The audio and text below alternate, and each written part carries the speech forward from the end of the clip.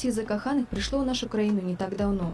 Прыйшло са сваімі традыцыямі, але іх беларуская моладзь перайначвае на свой лад. Упершыню Дзень Святого Валянціна быў адзначаны як Дзень паэзіі пра каханне. Максим Богданович – это символ поэзии кахання белорусской литературы.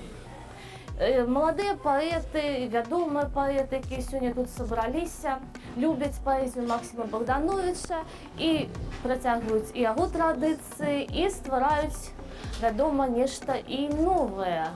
Таму і не выпадкова, што музей Максима Богдановича стаў месцам правядзення літаратурнай імпрэзы «Зорка Венеры ўзышла над зямлёю».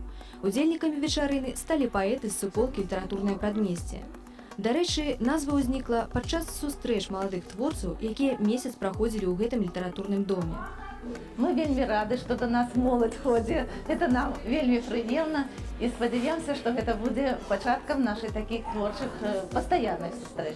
Маладыя паэты ўжо вызначылі, што і наступнае свята закаханых яны адзначаць у гэтым жа музеі. Зноў будуць вершы, песні, конкурсы, пераможцы і падарункі. Вось так нараджаюцца традыцыі. Я лічу, што трэба больш пісаць вершаў і песень пра каханне.